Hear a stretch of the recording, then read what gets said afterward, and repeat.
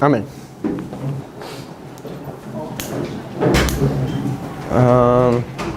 Esqueci de marcar algumas coisas aqui. Deixa uma guerra fria aqui. Quando Licímaco começa a mandar agentes para o território do Rei do Sul, para o território de Épiro, para tentar fazer o quê? Subverter, né? Fazer a mente das pessoas para se voltar contra Pirro. Então a gente tem Macedônia dividida, assim como a gente tem a Alemanha.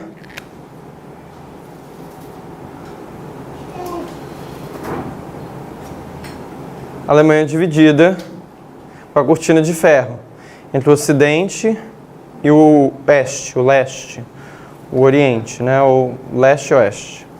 Aqui a gente tem a Macedônia dividida Leste e Oeste. Agora o que a gente vai fazer? Vou apagar isso daqui.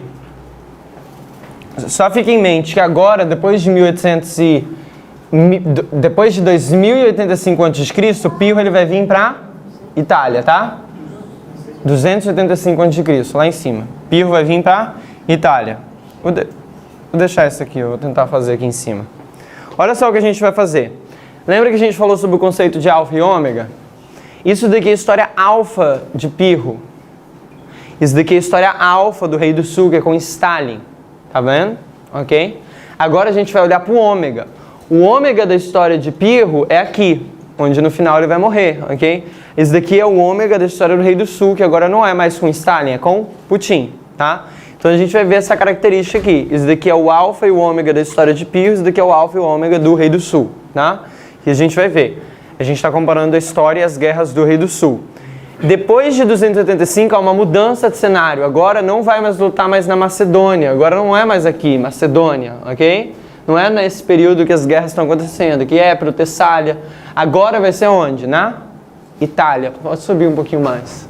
Então Épiro, isso daqui é um mapa que conta um pouco. Ele vai vir aqui, ele vai vir para Tarento, ajudar Tarento. Aí vai ter a Batalha de Heracleia. Aí depois da Batalha de Heracleia vai ter... Entendeu? Assim aqui mostra um pouco do mapa. Sobre isso, ele vem para sua campanha na Sicília, depois ele volta lá e tem a batalha de Asculo e depois Benevento. Então assim, falei errado. Depois de Heracleia ele vai para a batalha de Asculo, depois ele desce para Sicília, depois ele vai para Benevento. Enfim, a gente vai passar por cada um desses pontos. O que eu quero que você veja é que tem uma mudança de cenário. Aqui é na Macedônia, aqui é onde? Itália, ok? Aqui o que está acontecendo é o quê? A guerra que está acontecendo na Europa. Agora é de forma mundial, ok? É isso que eu quero que vocês vejam, ver. Existe uma mudança de cenário. E será que 1989 é um ponto de virada no mundo? Com a queda da União Soviética? Com a queda do Muro de Berlim? Sim, certo? É o fim do comunismo.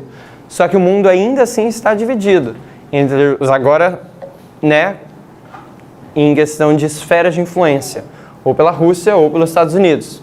Então a guerra continua hoje e a gente vai ver isso listado pela história, tá? Vamos lá. Como que está a situação da Itália? Desce aqui um pouco, já tem aqui no mapa que eu desenhei. A Itália está dividida entre Roma e gregos, ok? Roma não é ainda uma potência. Lembra que a gente está aqui, ó? Nessa época, dividiu-se os quatro, ok? Mas já tem três, na verdade, agora, né? Porque Cassandro morreu. Mas não chegou o período de Roma ainda. Roma não está ainda como uma superpotência. Ela está ali no norte da Itália. Então, se você ver, a internet vai chamar essa parte aqui... eu esqueci o nome que eles usam para chamar esse pedaço do sul da Itália.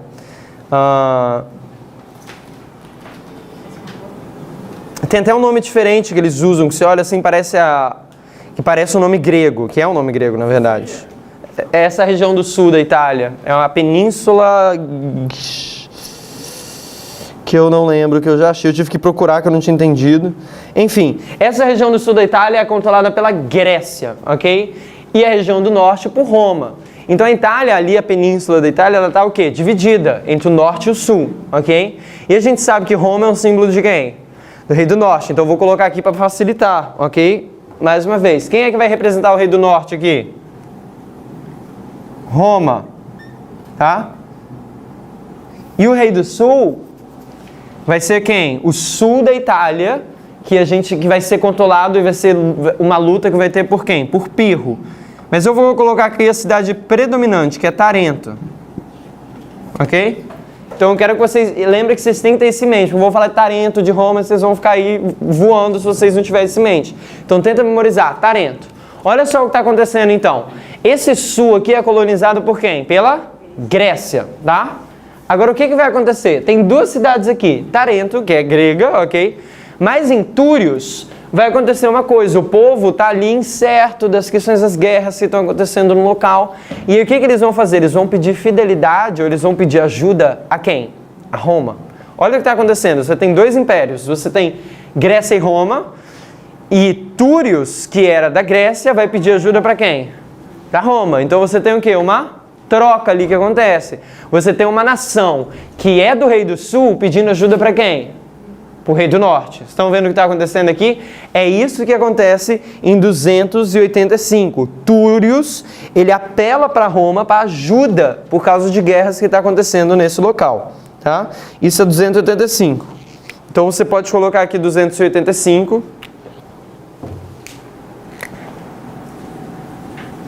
Que é essa mudança de cenário que acontece. E você pode escrever aqui Túrios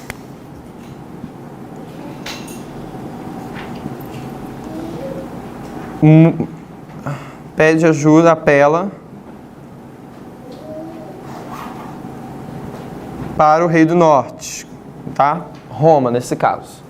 Agora, o que vai acontecer em 1989? O que acontece com as nações da União Soviética? Eles deixam de ser comunistas, ok? Especialmente uma nação, a Ucrânia, ela o que ela faz? Ela muda de lado, ok? É isso que eu quero ler, que essa situação aqui vai influenciar o que está acontecendo hoje, tá? Então a gente precisa ler o que está acontecendo. Olha só, vamos lá. A Ucrânia muda de lado. A República Socialista Soviética da Ucrânia foi criada em 25 de dezembro de 1917 e após os anos de guerra civil,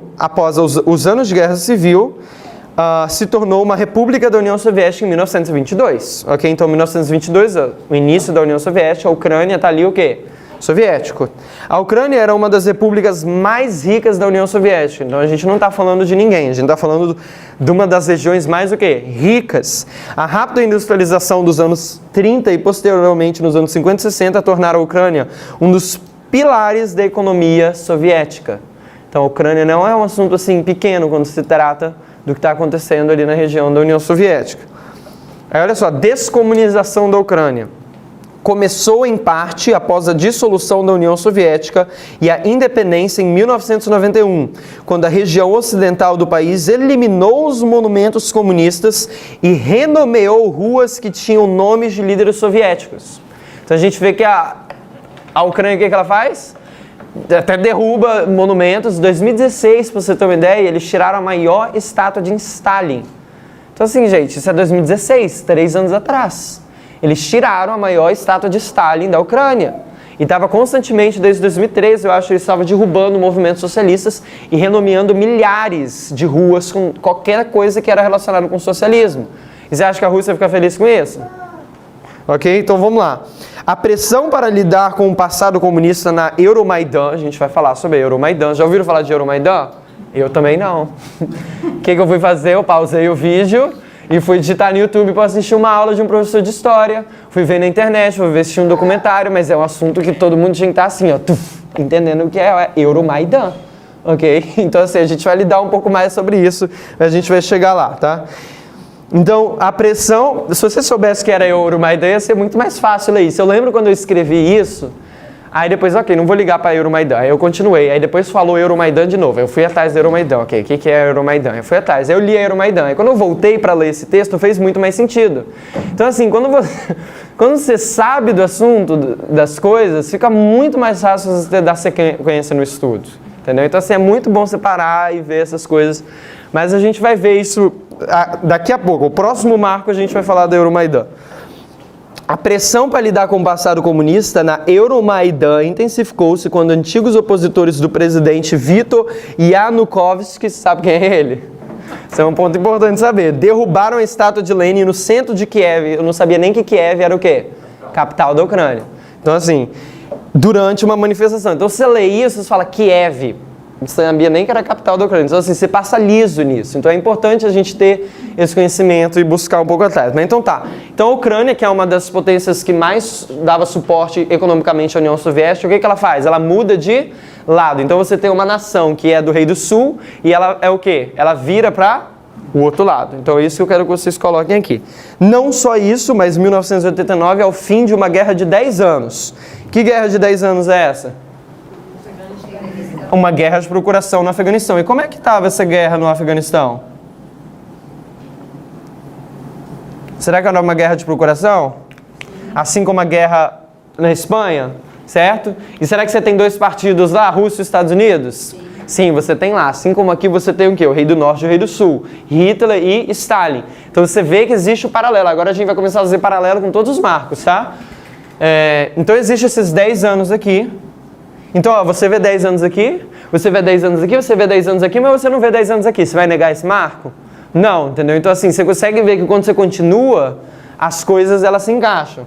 Mas você tem esses 10 anos aqui, desse problema interno que está acontecendo em Atenas. Tá?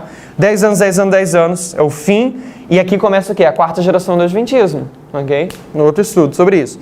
Então, a gente faz Ucrânia, vou colocar aqui Ucrânia.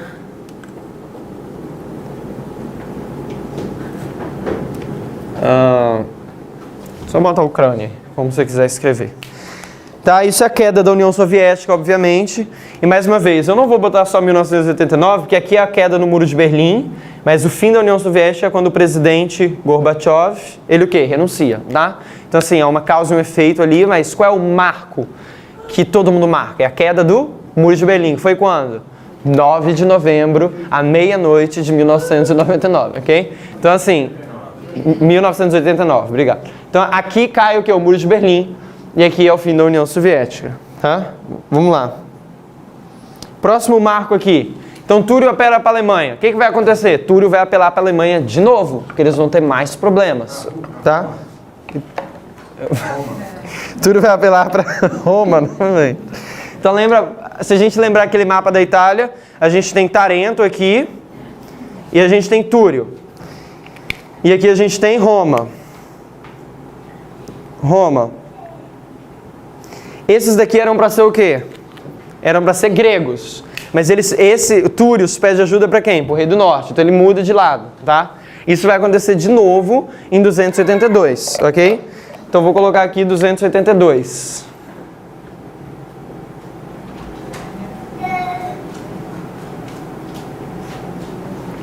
Olha só o que vai dizer, vamos ler comigo. Em 282, Roma recebeu um pedido de ajuda militar da cidade de Túrios. Então, mais uma vez, o que Túrios fez? Pediu ajuda para Roma. Tá?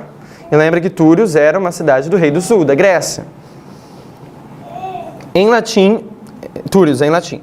Numa disputa contra uma outra cidade, Roma enviou uma frota até a Baía de Tarento. Volta lá, no mapa da Itália. Falou Baía de Tarento, o que você fala? Você sabe o que é Baía de Tarento? Você tem que saber o que é Baía de Tarento. Isso daqui é a Baía de Tarento, ok? Então Roma enviou o quê? Enviou navios aqui. Só que eles tinham um tratado que eles não podiam fazer isso. A gente vai lidar um pouco mais sobre isso. Então assim, o que Roma fez? Ela quebrou um tratado e o quê? Entrou ali num território que eles tinham falado que não podia entrar. Tá? Então segue aqui comigo. Então assim, Roma entrou ali naquela bacia aqui, na bota da Itália, tá?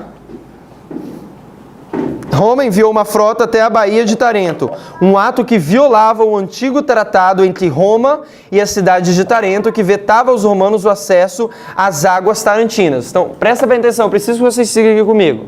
Ó, eu vou apagar aqui para ficar melhor, desenhar uma Itália melhor.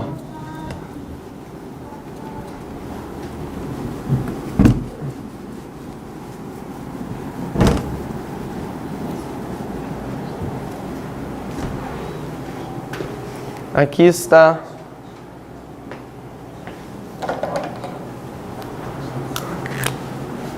a Itália.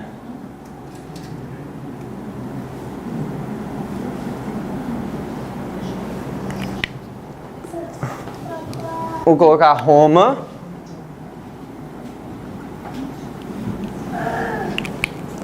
E aqui eu vou colocar Tarento. Tarento é azul. Eu vou colocar azul como sendo o rei do sul, tá?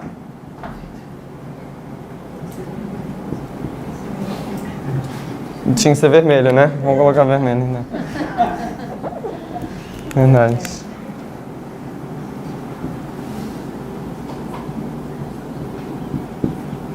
Tarento. E Roma é o quê? É o rei do norte. Tá? Então, existe essa cidade que era para ser vermelho, que é quem? Quem é essa cidade? Túrios. Essa cidade está passando problemas. Essa cidade, eu não contei muita história, mas essa cidade está dividida entre os aristocratas e mais quem? Democratas. Os aristocratas, eles são mais a favor de quê? Dinheiro. Então eles querem aliança com Roma. Só que os democratas, eles são mais o quê? Patriotas, eles são aqui, não, nós somos de Grécia, nós queremos o quê? Apoio com Tarento. Então você tem uma cidade que ela está dividida entre azul e vermelho, ok? Ela é uma que é apoio da Roma, porque quer interesses financeiros, a outra que é a aliança de quê? De Tarento, só porque eles querem manter a tradição. Acaba, no final das contas, que eles pedem apoio ao quê? A Roma, porque eles estão tendo guerra. Então, uma cidade que era vermelhinha se tornou azul, ok? Assim como a Ucrânia, que era vermelhinha, se tornou o quê? Azul. Então, assim, é isso que eu quero que vocês vejam. Então, isso está acontecendo aqui. Por que eu estava falando sobre isso?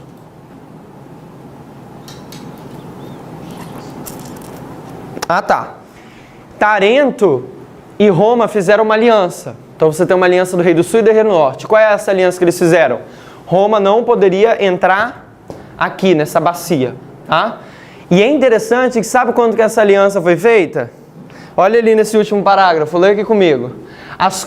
Isso é muito interessante. As complicações nessa guerra levaram à assinatura de um tratado em 303 a.C. entre Roma e Taranto. 303, o que a gente marca? Uma aliança do rei do sul com o rei do norte. Então você vê que no mesmo ano você tem uma aliança de Tarento com Roma, que é o rei do sul e o rei do norte, e essa aliança é por quê? Para não entrar aqui nessa região. Então você vê que mesmo nessa segunda linha você vê essa conexão com o ano de 303, onde você tem uma aliança do rei do sul com o rei do norte. E você consegue visualizar que Tarento, que é do rei do sul, está fazendo uma aliança com o rei do norte para não entrar aqui. E essa aliança é quebrada, ok? Quando que é quebrada essa aliança? Em 282. Porque o que Roma fez? Roma recebeu o pedido de ajuda de Túrio, que agora é azulzinho, e o que vai fazer? Vai enviar tropas aqui, nessa baía. Então eles quebraram essa aliança, tá? Então vamos lá. Enfurecidos pelo que estou em negrito ali, na parte de cima. Enfurecidos pelo que consideraram uma agressão hostil, os tarantinos atacaram a frota, afundando diversos navios e expulsando o resto. Os romanos ficaram chocados e furiosos com o incidente e enviaram diplomatas para tentar resolver a situação. Porém, as negociações azedaram e Roma acabou declarando guerra a Taranto. Então, assim, tem a guerra ali que começa, tá? Em busca de reforços, Taranto não buscou ajuda militar entre os gregos e pediu ao rei Épiro que o ajudasse na guerra contra os romanos. Pirro, provavelmente com a intenção de construir um vasto império, viu aí uma oportunidade aceita. Então Taranto, ele sabia que não podia lutar com quem? Com Roma. Para quem que ele pediu ajuda? Na verdade, eu não sei se ele sabia que não podia lutar contra Roma. Eu acho que era porque ele não queria lutar mesmo. Aí ele pediu ajuda para quem?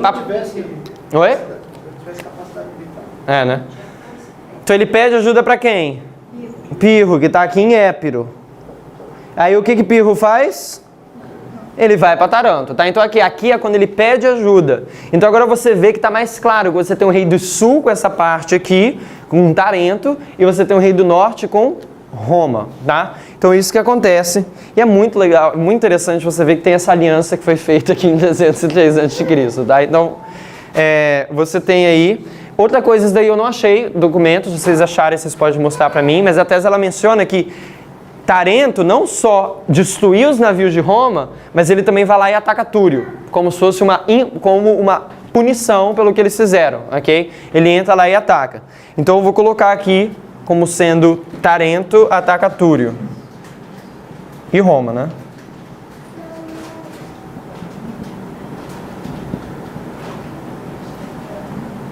Lembra que Túrio era uma cidade que virou do rei do norte, mas era do rei do sul, tá? O que acontece em 2014? É aí que entra o ponto que a gente está fazendo. O que aconteceu com a Ucrânia aqui em 1989? Ela saiu da União Soviética, ela virou o quê? Virou azulzinho. Ela virou do rei do norte, ela virou capitalista. A Rússia também virou capitalista, mas você ainda vê essa divisão de Rússia com os Estados Unidos. Em 2014, é isso, quando a pessoa falou isso comigo, eu fiquei assim, ok, não sei sobre isso, vamos pesquisar. A Rússia entra na Ucrânia. E agora a gente precisa entender um pouco mais da situação que está acontecendo na Ucrânia, tá? Por isso a gente vai ler junto para ver.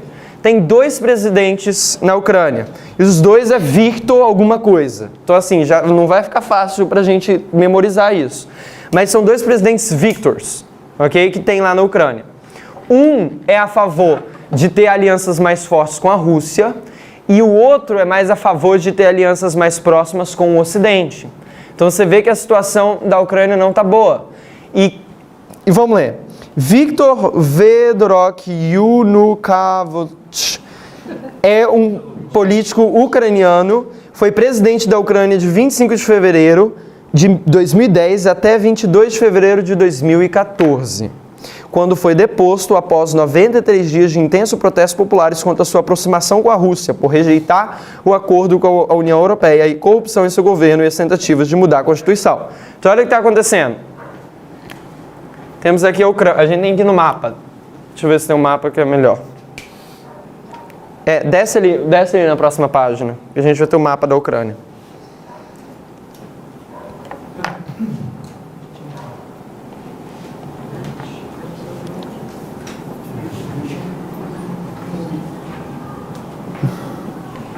Isso daqui é a Revolução Laranja em 2004. Já ouviram da Revolução Laranja? Eu também não tinha ouvido sobre a Revolução Laranja. Mas o que aconteceu na Revolução Laranja? Esse presidente aqui, que foi o presidente deposto, ok? Yanukovych, obrigado, isso daí mesmo, Yanukovych. Ele foi, o que aconteceu em 2004? A Ucrânia estava dividida, ok? Dessa situação, tinha um pessoal do Ocidente, que tinham mais o quê? Afinidade com o Ocidente, e o pessoal do Oriente, que tinha mais afinidade com quem? Quem é que está ali? A Rússia, eram russos que estavam ali. Houve muita migração da Rússia para a Ucrânia durante o período ali da União Soviética. Então muitos russos moram aqui. E aqui que é a famosa Crimeia, que ninguém nunca tinha ouvido falar. Okay? Então a Crimeia está aqui nessa área aqui. Em 2014, o que a Rússia faz? Ela entra aqui nessa parte, simplesmente bota os exércitos lá dentro da Crimeia. Entendeu? Então assim, é como se fosse a Rússia entra aqui e fala, não, vamos ficar com o Rio de Janeiro. A gente gosta do Rio de Janeiro. Entendeu? Então assim, é isso que aconteceu em 2014. Você vê que o rei do sul, o que ele faz? Ele ataca essa nação que tinha saído dos seus poderes. Mas o que está acontecendo na Ucrânia? Existe, agora eu preciso lembrar, em 2004 você tem essa eleição e eles percebem que esse presidente aqui, ele ganhou, mas a vantagem que o presidente do Ocidente estava ganhando era tipo de 11%. E aí chega na eleição, o presidente de azul ganha com uma desvantagem assim de 4%. Todo mundo vê que é corrupção. Todo mundo vai para as ruas. Todo mundo vai para as ruas de laranja, né? Os laranjinhas vão para a rua. Eles vão para o quê? Para tirar esse presidente do poder. E o que acontece? Como é que é o nome do Departamento da Justiça? É o Defesa?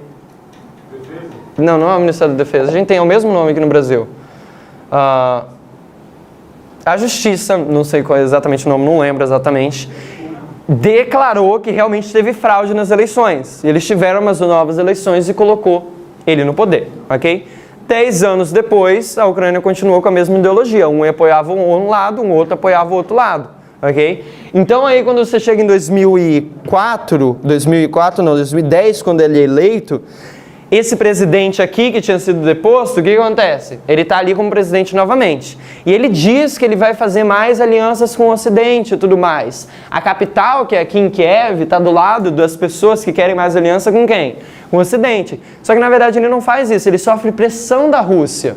Ok? Muitas coisas acontecem. Você tem uma ideia, a Rússia chegava a cortar o gás no inverno. E gás natural é usado para quê?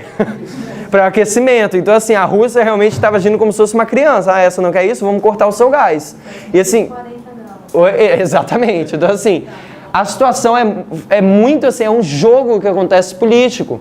E quando isso está acontecendo, chega no final de 2013, o presidente, o que ele faz? Ele rejeita ter um acordo com quem? Com o Ocidente, que é a União Europeia. Por que você acha que ele rejeitou isso, sendo que ele é dos azulzinhos? Por que você acha? Porque ele quer favorecer quem? A Rússia. E a Rússia quer que a Ucrânia entre em acordo com a União Europeia? Não quer. Então você tem um presidente que ele é mais a favor de lados da Rússia, que em 2013 ele faz o quê? Ele rejeita uma aliança com o Ocidente. Então o que o povo faz? O povo fica maluco e eles vão às ruas novamente. Só que eles respondem um desses protestos com ataque, com com tiros. E várias pessoas morrem, centenas de pessoas morrem, primeiro algumas dezenas, depois centenas de pessoas morrem em protestos. E se você vê os vídeos na internet, porque isso é atual, a gente tem muito mais informação. É muito interessante você assistir as aulas que os professores de história colocam na internet sobre isso. Eles colocam, alguns deles, vídeos das pessoas na rua falando. Eles falam assim, amanhã, se eles não entregar, a gente vai invadir com tropas militares. Então, assim, a população realmente armada, junto com algumas pessoas que não querem, tomam isso. E o presidente cai em 22 de fevereiro de 2014. Só que o que acontece? O presidente não estava aqui em Kiev, ele tinha viajado. Então eles entram lá e tomam. Então o que a Rússia disse? Um golpe de Estado. Que o presidente nem se entregou, né? Eles meio que entraram lá e falou, não, você não vai ficar mais no poder. Então o que aconteceu? A Rússia concordou com isso? Não concordou com isso. Agora que eu quero que vocês fiquem com as datas comigo. Isso é 22 de fevereiro de 2014, quando ele é deposto. Depois de 93 dias de protesto, porque o presidente, que é a favor da Rússia, rejeitou um acordo com o Ocidente.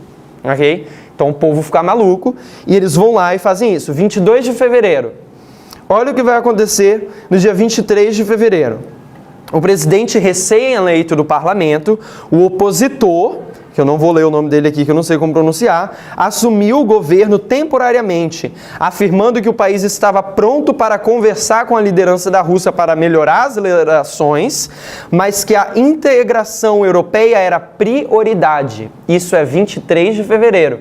Então ele já está avisando que o quê? Que o governo da Ucrânia vai fazer aliança com quem? Com o Ocidente. Então, mais uma vez, você tem esse país que era o quê? Vermelhinho. Ele está querendo fazer aliança com quem? Com o Rei do Norte, que é o Ocidente, ok? É a mesma lógica que está acontecendo aqui agora. Olha o que vai acontecer em 24 de fevereiro. A gente está falando de 3 dias.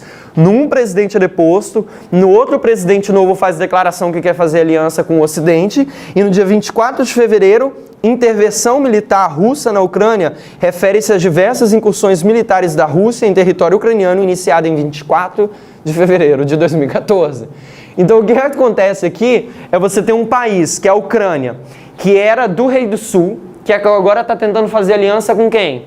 Com o Rei do Norte, com o Ocidente, com os Estados Unidos, com a União Europeia. Mas aí o que a Rússia faz? Ataca. Ela entra em território ucraniano. A mesma coisa que aconteceu aqui. Tarento, que era do Rei do Sul, ele entra o quê? Ele entra em Túrrio. Por quê? Porque Túrrio fez aliança com Roma. Você consegue visualizar o paralelo que está acontecendo? Você consegue ver como que a história de Pirro está ilustrando algo que está acontecendo aonde? Em 2014. 5 anos atrás. Mas a gente não está atento a esses jornais. Eu não estava, eu não sabia que Kiev era a capital da Ucrânia. Eu não estou acompanhando essas coisas, eu não estou vendo, eu não vou sair dizendo que qualquer coisa é assunto de profecia. A gente tem que o quê? Comparar com a história que Deus está ilustrando para a gente. Né? Eu não vou pegar um ponto só, olha isso e aquilo. Você tem uma linha que percorre, conta uma história de início ao fim. Não é uma coisa separada. Porque muita gente gosta de fazer isso. Vou entender o que vai ser Ráfia, só estuda Ráfia. E não entende a linha que leva até Ráfia, ok? Então assim, a Ucrânia é envolvida em 2018 de novo. Tem um problema, parece que a Rússia está com os navios, né? Em relação à Ucrânia, a gente vai ver um pouco mais sobre isso. Então assim, essas coisas têm uma linha que começa desde lá de trás, e a gente vai vendo os passos disso aqui. Desde uma guerra pró-Ocidente resultou a saída do presidente apoiado pela Rússia, Viktor Yanukovych, em 2014, a Ucrânia aprovou leis para romper os laços da ex-república soviética com seu passado comunista. Você vê que a Ucrânia ela quer remover o seu passado com o comunismo, com o Rei do Sul. Assim como Tarento estava removendo sua aliança com Túrio estava removendo sua aliança com Tarento. Estão conseguindo seguir comigo ou está muito confuso? Está indo? Ok. Vamos ler aqui. A região entrou numa crise. A região entrou numa crise como resultado da incerteza gerada pela Revolução Ucraniana de 2014 e a aparente captura da península pela Rússia. A infiltração dessas tropas russas na Crimeia. Onde que é a Crimeia? Volta lá no mapa. A gente não sabe onde é a Crimeia. A Crimeia é aqui. Ok? Crimeia é essa parte aqui, que é mais composta de russos. A maioria de gente é russa. Essa região toda aqui é mais composta de russos. Ok? Então existe essa divisão no país. Então vamos lá. A infiltração dessas tropas russas na Crimeia foi vista como uma severa violação das leis internacionais pelos Estados Unidos, seus aliados na OTAN e boa parte da comunidade internacional. Porém, foi bem-vinda por uma grande proporção da população local. Por quê? A Crimeia é cheia de russos, então eles ficaram felizes com isso. A Península da Crimeia é uma ligação estratégica para a Rússia com o Mar Mediterrâneo, o Mar Negro e os Balcãs. Ok? Você está vendo que isso aqui é o Mar Negro, o Mar de Azov. Ok. E aí diz bem assim, o governo russo alega que seu envolvimento na crise da região visa proteger os cidadãos da etnia russa contra abusos cometidos pelas autoridades ucranianas. Parece os Estados Unidos querendo dar liberdade ao Vietnã, né? Vamos dar liberdade ao povo, né?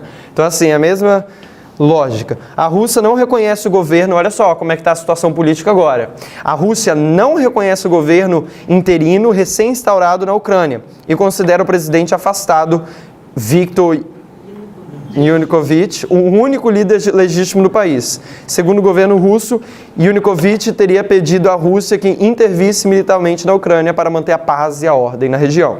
Então assim, a Ucrânia está dividida. A Rússia não reconhece esse presidente que está lá agora, que já não é ele mais, eu acredito que com certeza é outro. E os Estados Unidos, ou o Ocidente, reconhece como é que está a situação. Tá? Isso é a situação, perdão, em 2014, como é que está rodando. Então a gente vê que em 2014, a Ucrânia...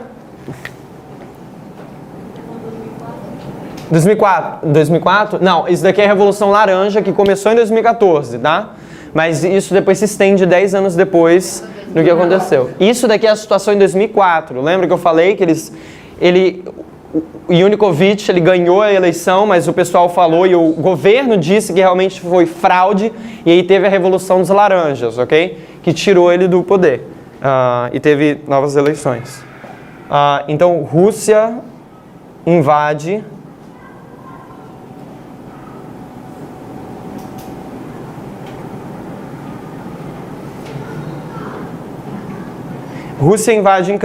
Ucrânia. Não só isso, o que marca em 303 e em 939? Um pacto entre o rei do sul e o rei do norte. Existem várias investigações que falam que Putin fez uma aliança com quem? Com Trump, para o quê? Para as eleições de 2016. Então assim, a profecia mostra isso, que o rei do sul e o rei do norte estão alinhados. Para quê? Para uma batalha. O rei do sul e o rei do norte estão aliados. Para quê? Para uma batalha. O que a gente deveria esperar em 2014? O rei do sul e o rei do norte aliados para o quê? Para a batalha. Qual é a batalha? A eleição de 2016. Então assim, estão falando da investigação de Mueller. Você sabe quem é Mueller? Eu também não sabia. Então aí você vê a investigação de Mueller, M-U-L-L-E-R, né? Esse é o nome. Ele está dizendo agora que não teve, entre aspas, né? Tem gente que lê de uma forma, gente que lê de outra. Que não teve conluio, que é essa aliança. Mas houve várias investigações mostrando sobre isso, livros sobre isso, mostrando sobre o conluio de Putin e Rússia. E não só isso, a gente não precisa dos jornais quando a gente vê que a profecia está apontando para isso, ok? Então assim, a gente não precisa dos jornais no sentido que, por mais que está mostrando um lado da história, a gente sabe qual é o lado certo baseado na profecia. Então a gente vê que existe quem? Putin mais Trump. Vou colocar aqui mais uma vez só para a gente, né, ter mais clareza disso. Quem é Putin? Porque ele está com a Rússia, né?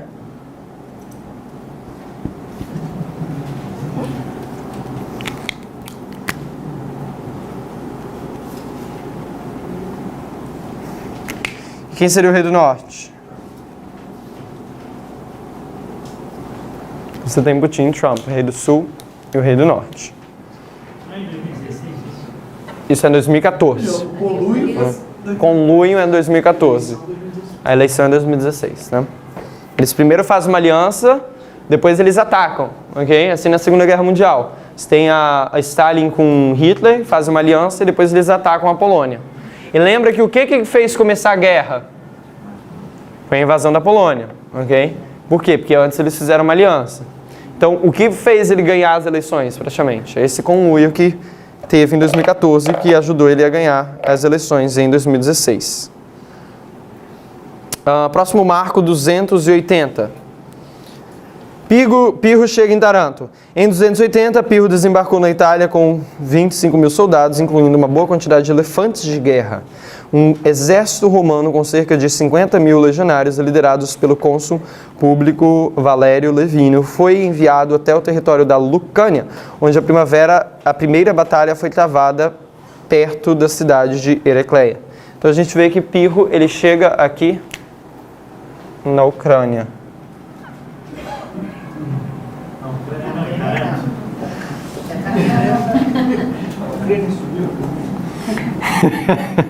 Na Ucrânia não, em Taranto. Perdão, gente. Taranto nem é Ucrânia, eu tô assim, tá misturando assim. Pirro chega em Taranto, obrigado. 280. 280.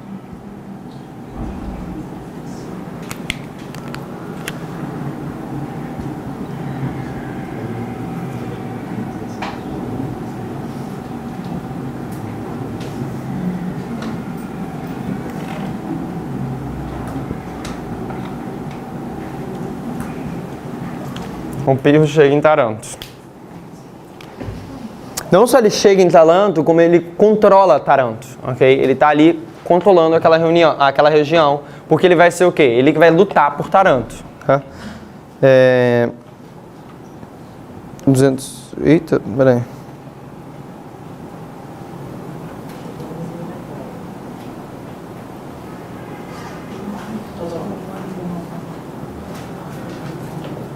Eu pulei esse marco nas minhas notas. Porque isso daqui, na nossa história, é 2016.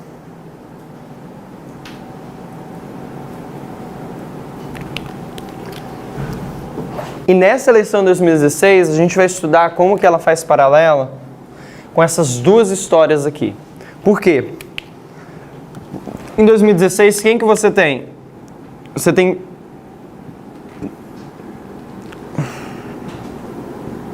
Arquivo Judiciário.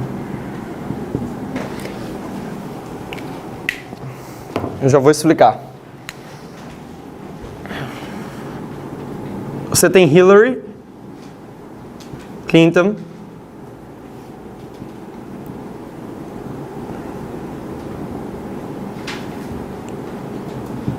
e Trump. E o que eles querem fazer? Eles querem conquistar uma mesma tríplice aliança. E o que é essa tríplice aliança? O legislativo, o judiciário e o executivo dos Estados Unidos. Hillary quer destruir Trump? Não. Trump quer destruir Hillary? Não. Como que eles estão fazendo isso? Eles estão batalhando pela mesma o quê? Tríplice aliança nos Estados Unidos, que é o quê? O governo americano, ok? Mas quem é que está sendo suportado pelo Rei do Sul? Recebendo suporte do Rei do Sul, perdão. Trump, ele está recebendo suporte de Putin. Então você vê que nessa história você tem o Rei do Norte que está recebendo contra o Rei do Sul e ele luta contra 3 aliados para conquistar eles. Aqui você tem o Rei do Norte contra o Rei do Sul, luta contra 3 aliados. Você tem o Rei do Norte e o Rei do Sul, ele luta contra 3 aliados. Quando Antígono morre, quem se torna rei? Demétrios. Quando Hillary perde, quem que se torna o presidente? Trump, ok? Então nessa história você consegue ver esse paralelo aqui. Eu não sei muito como é que a gente linka 280 nessa história aqui, recentemente.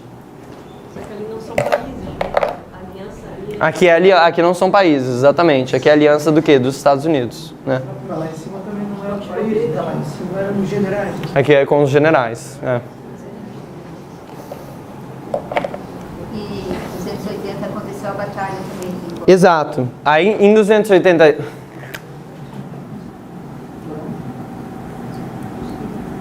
Também em 280 acontece a batalha de Heracleia. Heracleia ou Heracleia?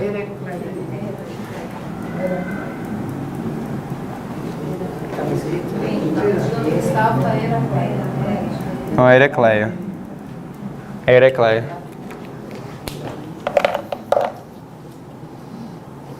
Ok. O que acontece na Batalha de Heracleia? Mesma data, então, Daniel? 280, é. Marcos proféticos numa mesma data. Sim, a gente tem isso aqui também. Isso é 23 de agosto de 1939. Aqui também é 1939, só que é 1 de setembro. Você tem o mesmo ano, mas são datas diferentes, tá? Aqui também, ó, 1939, 1939, 1844. Tem 4 marcos de 1844. Primavera, outono, então a gente normalmente faz isso. Os romanos, vamos ler ali a Batalha de Heracleia. Os romanos, cientes da chegada iminente das hostes epirotas, quando que eles chegaram aqui? Em 280, quando Pirro chegou aqui, certo? Os romanos, cientes da chegada iminente das hostes epirotas, decidiram mobilizar 8 legiões com suas tropas auxiliares. Essas 8 legiões se somavam 80.000 soldados no total, divididas em 4 exércitos. O primeiro exército comandado pelo, não vou ler sobre isso, a parte negrito, o último sob o comando do cônsul Público Valério Levino, foi enviado para atacar Taranto, assolar a Lucânia com o objetivo de separar as tropas epirotas dos exércitos das colônias de Brúcio. Levino decidiu capturar Heracleia, uma cidade fundada pelos tarantinos, para interromper o caminho de Pirro até Brúcio, evitando um levante delas contra Roma. Então o que acontece? A gente vê aqui que quem é que ataca quem? É o rei do norte, que é Roma, vem atacar quem? O rei do sul. Roma, que é o rei do norte, ela vem para atacar o rei do sul, que é Pirro, ok? Mas quem é que sai vitorioso nessa batalha? Hã? É Pirro. Por que ele sai vitorioso nessa batalha? Pirro que ganha. Ele sai vitorioso nessa batalha porque ele introduz um novo método de guerra. O que ele introduz na Itália que não tinha saído antes? Elefantes. Tá? Então os elefantes é introduzido aqui pela primeira vez contra Roma. Então Roma fica assim, pego de surpresa. Aqui no mapa a gente tem um pouco aqui no gráfico como é que aconteceu essa batalha. Desce um pouco mais aqui.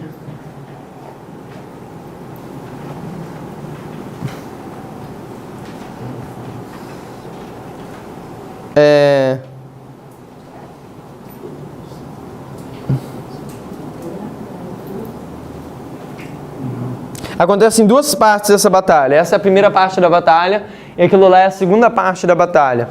Se você vê o que vai acontecer ali, ó, Pirro é surpreendido e os romanos aproveitam para cruzar o rio. Aqui, tá? Aí depois Levino envia sua cavalaria. Aí, cadê o 3? Lá assim, Pirro ataca com elefantes. Frente romana se rompe, Pirro envia sua cavalaria. O exército romano foge. Aqui ali está listando como é que foi. Os elefantes foi o que decidiu essa guerra. E quando os elefantes vieram, que eles foram atacados por isso, o que eles fizeram? Eles fugiram. Vamos ler a próxima parte ali, em negrito, do texto. É isso que eu quero que vocês vejam. Os elefantes decidem a guerra, mas também o que acontece com o rei do norte? Roma foge. Ao contrário, Daniel. A gente vai falar sobre isso. Fala bem assim, ó. Nesse momento ele decidiu utilizar seus elefantes de guerra. Ao vê-los, os romanos se assustaram e o pânico se espalhou entre seus cavalos, praticamente interrompendo os ataques da cavalaria romana. A cavalaria epirota aproveitou para atacar nesse momento os flancos da infantaria romana, que fugiu e permitiu que os gregos tomassem o acampamento romano. Então os gregos, com Pirro, tomam o quê? Os acampamentos do rei do norte, de Roma. Nas batalhas antigas, o abandono do acampamento para o inimigo significa uma derrota total. E vocês têm que gravar isso. Porque ele foge, Roma foge, isso significa o quê? Uma derrota total. Só que no fim dos tempos, o que a gente quer ver? A gente quer ver bombas, a gente quer ver bomba explodindo na Rússia, e aí a Rússia perdeu, não é isso que a gente quer ver? A Rússia vai perder quando tiver uma bomba nuclear em Moscou. Não é assim que vai acontecer as coisas. E a gente vai ver que isso ilustra a Batalha de 2018. Mas a gente não vai estudar a Batalha de 2018 agora. Mas a gente vai ver que o marco de 2018 é quando os Estados Unidos faz o que na Síria? Retira as tropas da Síria. ok? Porque ele diz que não, acabou com o terrorismo lá. E Putin ainda concorda, não, os Estados Unidos está certo mesmo. Então a gente vê que na nossa época, em 2018, que é ilustrado como a Batalha de Heracleia, 2018, é quando os Estados Unidos, que é o rei do norte, ele retira as tropas da Síria. Isso mostra que ele está o quê? Fugindo, ok? Que ele está saindo de lá porque ele está demonstrando o quê? A autoridade da Rússia. Tem muito mais para falar sobre isso, a gente vai falar sobre isso na parte da tarde. Mas você consegue ver que aqui Pirro foge, aqui Roma foge. Você fala, Daniel, como ela perguntou ali, está invertido. Aqui é o rei do sul que ataca o rei do norte. Aqui é Pirro que invade o quê? Tessália. Não é isso? Mas aqui já é o rei do norte que ataca o rei do sul. E a gente vai ver esse princípio do alfa e do ômega. Okay? A história do alfa e do ômega tem muita gente a se aprender. A gente aprende com as coisas iguais, mas a gente também tem que aprender com o quê? Com as diferenças. A história do alfa é invertida com a história do ômega. Na história do alfa, o rei do sul ataca o rei do norte. Mas quem é que ganha aqui nessa história? O rei do norte ganha. O Pirro não foge, não cai fora. Então aqui quem é que ganhou? O rei do norte. Aqui é exatamente o inverso. O rei do sul ataca o rei do norte ataca o rei do sul. Aqui é Roma que vem atacar Pirro, mas é Pirro que ganha a batalha com os elefantes. Então a gente vai ver a mesma coisa acontecendo aqui nessa história. Aqui nessa história também foi o rei do sul, foi a Rússia que fechou o tratado comercial que estava acontecendo com a Alemanha. Aqui é a Rússia, o rei do sul, contra o rei do norte, contra Hitler. Mas se você vê na história, baseado no que a Tess disse, a Alemanha saiu na melhor, com esse tratado quebrado.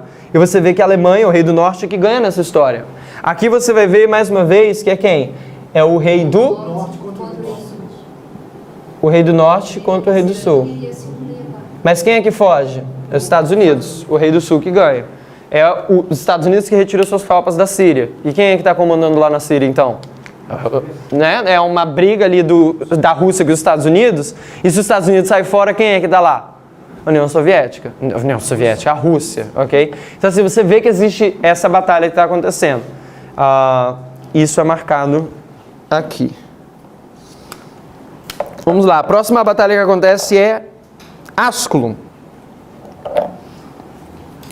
em 279.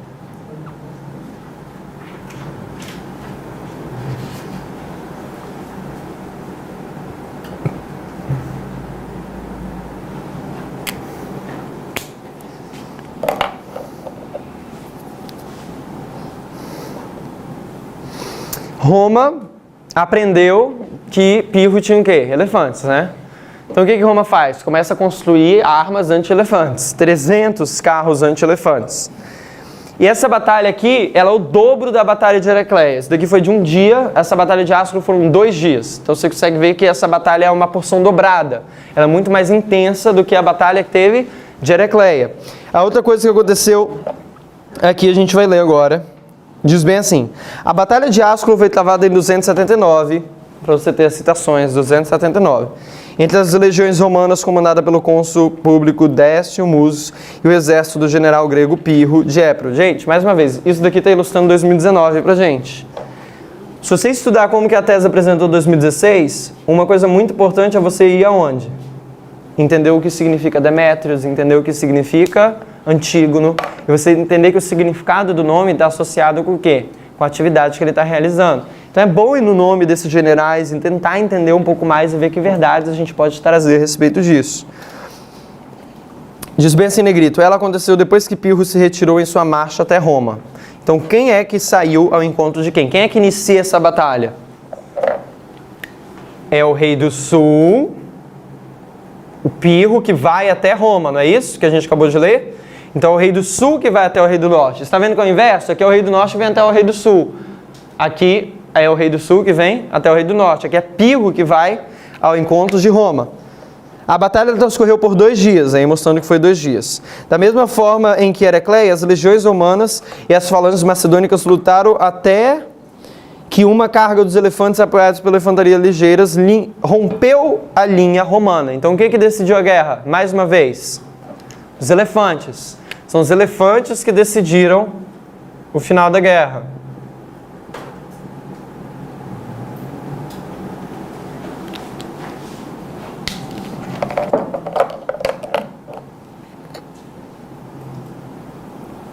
Nesse momento, os romanos enviaram seus carros anti-elefantes, mas estes só foram eficazes por poucos instantes, já que os psilóis, depois se reenhaçarem a cavalaria romana, atacaram os soldados que os conduziam. Os elefantes se lançaram com força sobre a infantaria, que começou a recuar. Simultaneamente, Pirro lançou sua guarda pessoal, acredito, para completar a vitória. Os romanos se retiraram de forma desordenada até seu acampamento. Não é, eu acho, dessa batalha, eu acho que é de outra batalha, desde aqui de Heracleia, que fala a vitória pírrica. Já ouviram falar dessa expressão? Por quê? Porque Pirro ele perdeu muito para ganhar. Por mais que ele ganhou a batalha no final da conta, ele teve muitas perdas também. Então, esse termo, vitória pírrica, é quando você tem uma vitória, mas você o quê? Você gastou tanto, se tivesse outra vitória daquela, você ia morrer praticamente. E isso é porque Pirro disse, essas vitórias gregas por pouco e à custa de grandes perdas levou à criação do termo vitória pírrica, para denominar uma vitória que se consegue a custo tão alto que o impede o aproveitamento de seus resultados. Pirro, em algum momento depois da batalha, teria dito, outra vitória como essa e estamos acabados, apesar de algumas fontes sugerirem que ele disse outra vitória como essa e voltarei para a Épira. Eu acho que isso não foi na batalha de Ascon, acho que isso aconteceu na batalha de Heracleia, ok? Mas está aí. Depois disso, Pirro começa a sua campanha na Sicília. E aí eu só vou contar um pouco a respeito disso. Ele desce para... Sabe onde é a Sicília? Volta lá no mapa da Itália. Volta lá no mapa da Itália. Aí. Não, vai.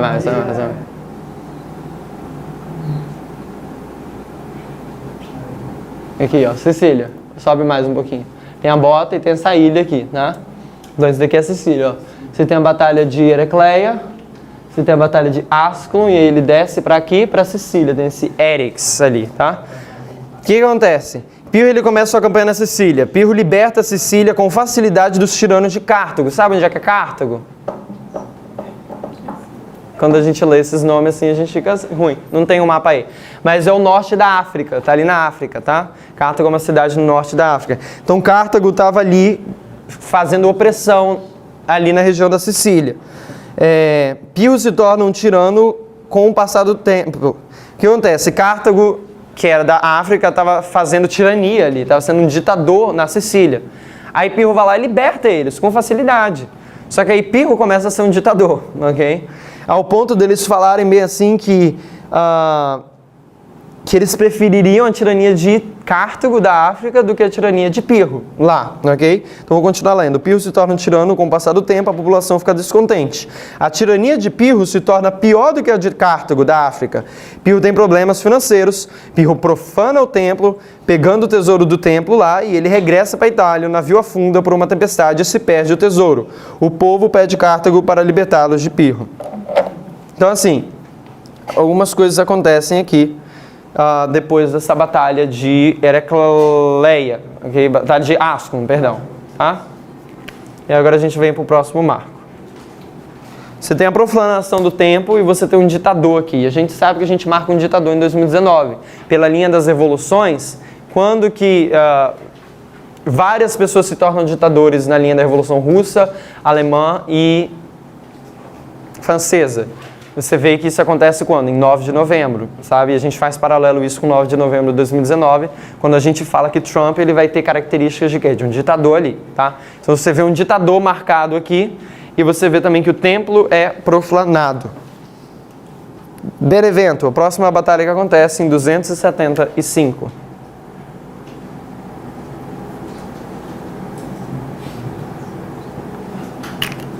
Não vai dar para escrever aqui, vou ter que apagar.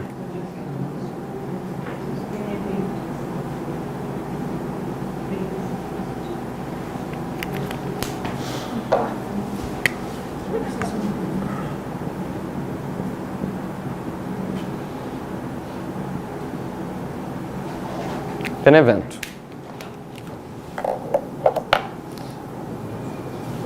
Em 275, Pirro já estava de volta na Itália. Ele enfrentou os romanos na cidade de Malevento. Primeiro é Malevento, depois eles mudam o nome da cidade para quê? Benevento, né? Benevento. É assim.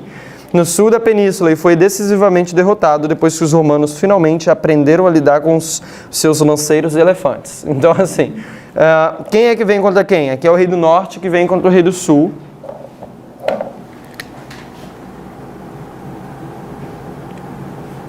Mas o que define a guerra? O que define a guerra também são os elefantes, só que agora a situação aconteceu diferente. Fala bem assim, que um jovem elefante, aqui no terceiro parágrafo, desce um pouco mais. Um jovem elefante havia sido ferido e, sacudindo seus cavaleiros, perambulou em busca de sua mãe, quando este se excitou e os outros elefantes ficaram turbulentos, de modo que tudo foi jogado em confusão extrema. Finalmente os humanos ganharam um dia. Então assim, um elefante fica ferido, ele volta para a mãe, isso faz com que os elefantes voltem. Isso causa uma confusão, e isso que também faz decidir a guerra ali de Benevento. Também são o quê? Os elefantes de Pirro, mas que são usados contra eles, ok? Então aqui você também consegue ser marcado os elefantes.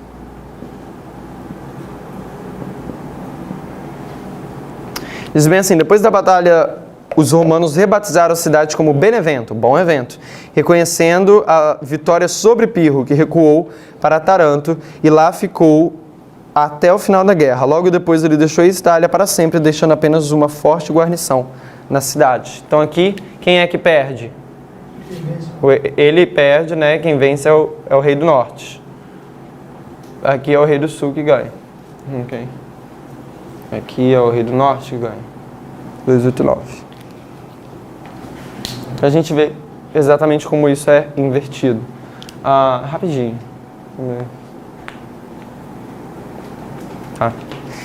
E isso ilustra pra gente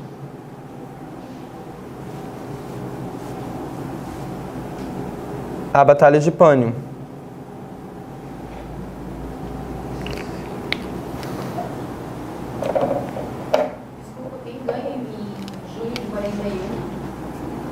Junho de 41 é quando a Alemanha invade a Rússia. A Alemanha que ganha com 4 milhões de soldados. Okay? Isso daqui é a Operação Barbarossa. Você vê que aquele que invade ganha, aquele que invade ganha, aquele que invade ganha. Aquele que é invadido ganha, aquele que é invadido ganha, aquele que é invadido ganha. Você que segue o mesmo padrão. Pânion, isso aqui eu só vou reescrever. Rússia versus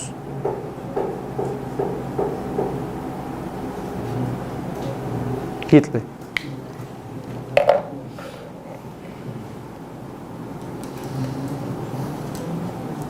Isso daqui é o fim das guerras pírricas. Ok? Aí acontece esse evento aqui, que eu ainda tenho que estudar mais sobre ele, que é o ano de 273. Eita, é aqui.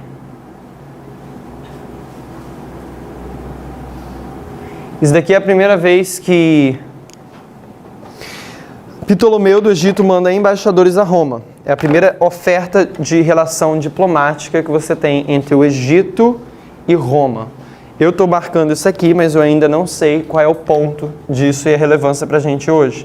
Mas é daí que vem o número 273, daqui que vem a história de Atos 27. Então, assim, esse número é bem importante, existe várias relevância disso aqui. Você vê que Egito mais Roma. E a partir daí, depois dessas guerras pírricas, que Roma vai começar a ascender no cenário mundial. Então aqui a gente está finalizando esse período da Grécia e quem vai aparecer aqui é quem? É Roma. Agora é Roma que vai estar aqui dominando, depois que essas guerras pírricas acabaram.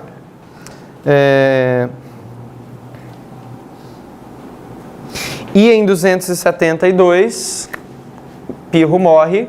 Aqui é o fim completo do Rei do Sul.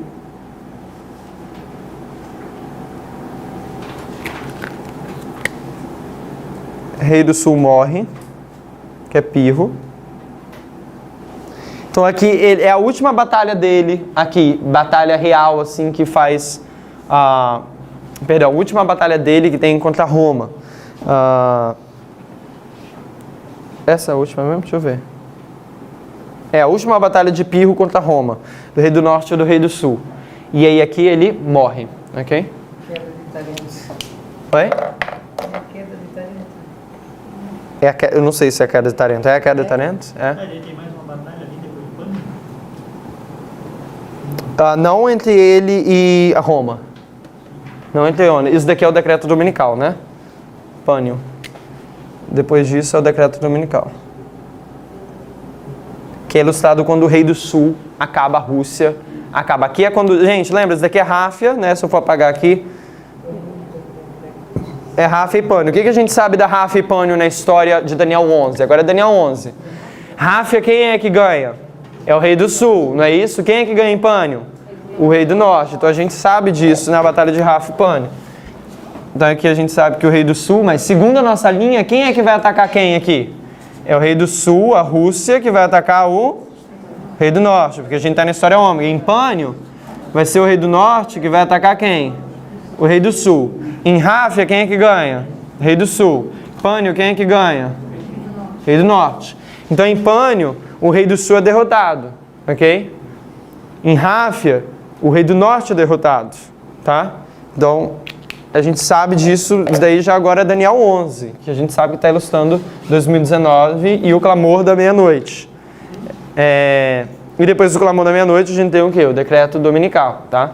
E o decreto dominical é o fim completo do rei do sul. E por que o rei do sul tem que cair primeiro?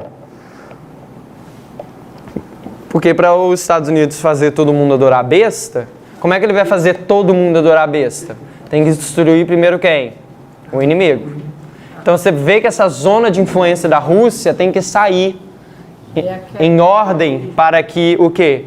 Todo mundo faça uma homenagem a bestas. O rei do norte tem que destruir o seu inimigo, que é o rei do sul. E essas esferas de influência que estão sobre o rei do sul têm que sair para que o papado cumpra o seu propósito. Pirro morre em Argos. E esse nome, ele faz referência à colheita também. Se for na definição desse nome, ele faz referência ao grão da colheita, que é branco. E se você vai para a história de Atos 27, que a gente não estudou, você vê que no último marco, que marca o decreto dominical, o nome da cidade também é branco por causa da colheita, e você marca a colheita do mundo que começa no decreto dominical. Isso é outro estudo, não fica confuso por causa disso, tá? Eu só quero marcar isso ali para quem sabe sobre Atos 27.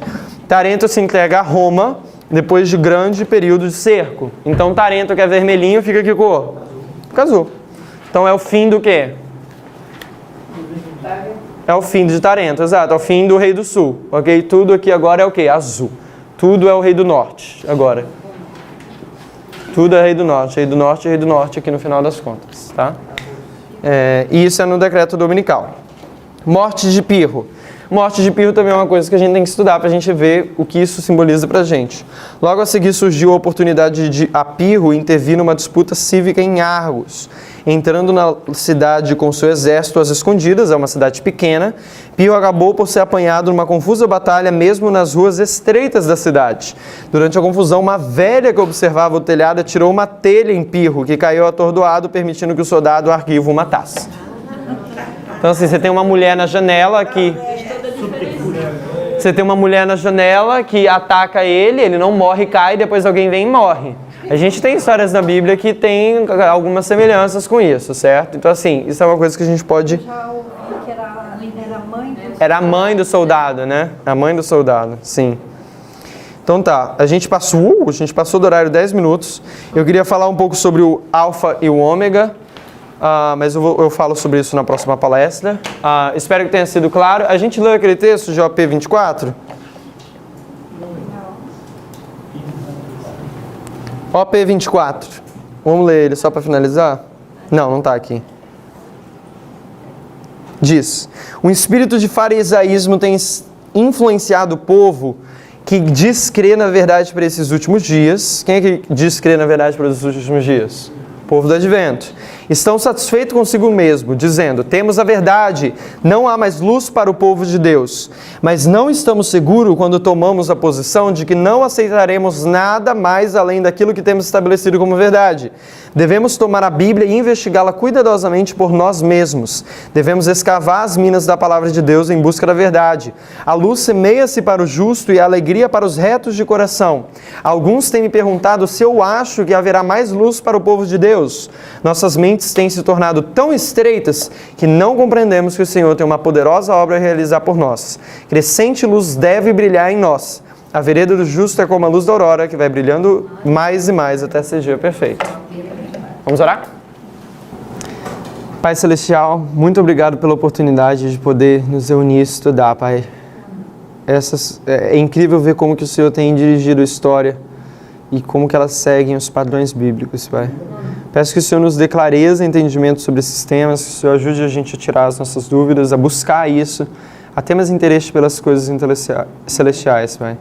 Ajude a entender que a gente está prestes a encarar um teste na frente de nós.